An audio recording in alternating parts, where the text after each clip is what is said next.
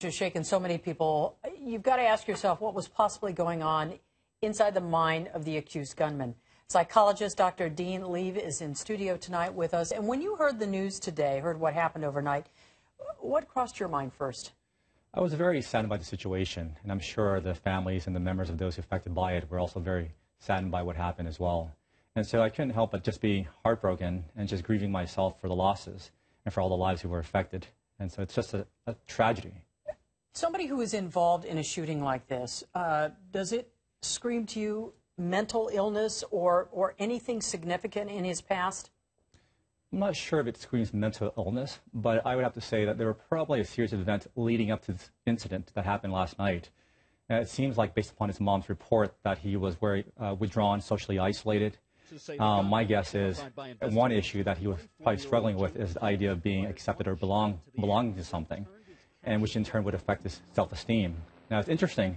When he was asked to identify himself by the police officer, he called himself the Joker. And the Joker is a villain in the Batman series, and the Joker is known to be very angry, to be a social outcast. And so it kind of means that he kind of identifies with a social outcast, such as the Joker. Does that say to you that he had left reality and moved into another realm altogether? It is a possibility, but I think he was kind of picking a character that he can identify with that kind of resembles his life up to that point, a life of perhaps seclusion, a life of being alone and feeling misunderstood.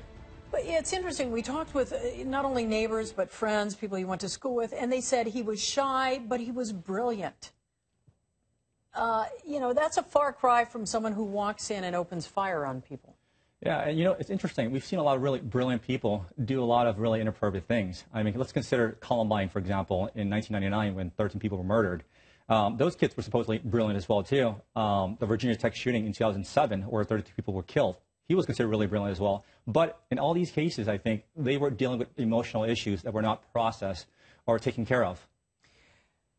This guy was going to med school, by all accounts. We understand that. We think of doctors as people who want to help people. This is the antithesis of that. Mm-hmm. Yeah, my guess is something happened in his childhood.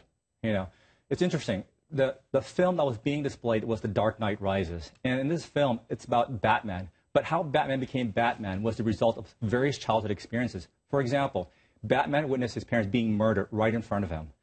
He grew up without parents. I mean, this is a very difficult situation to put a child in. So my guess is he went through a lot of experiences similar to those where there were certain losses, perhaps, certain afflictions that he went through that created what he is today. He was living in an apartment building. He was going to school. He had friends. Were there warning signs, you think, that people perhaps missed? Most likely there were warning signs. For example, when a person is very socially isolated or withdrawn, that's a sign that they may be dealing with certain issues personally. For example, issues of being accepted by others, issues of low self-esteem. You know, most likely, another warning sign that was pretty obvious was the fact that he kind of dropped out of school and that he was struggling with getting a job and buying those guns. I mean, if his parents were there, they probably would have noticed that something is really off here with James. And so I think there's usually clues along the way that we probably should have paid attention to. We know that he went into the theater. He was dressed in full tactical gear. He was wearing armor. Do you think he expected to be caught? I think he expected to be caught because, I mean, in prior incidents similar to his, everyone basically got caught in something like this. And I think he wanted to get caught.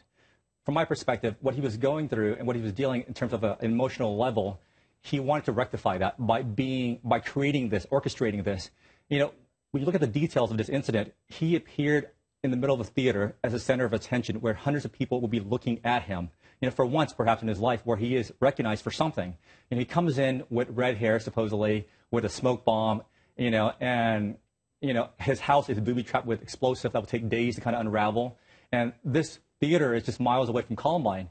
So it sounds like it's the making of a theatrical scene here. He calls himself the Joker.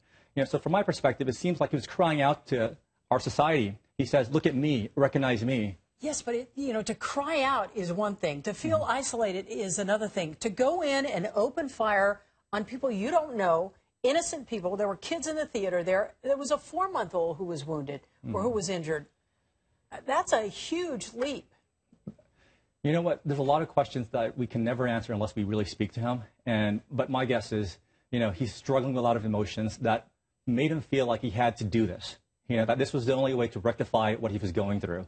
You know, in the character of the Joker in the Batman series, he was struggling with a lot of inner demons, and his way of dealing with it was basically taking out on society. He wanted to destroy society.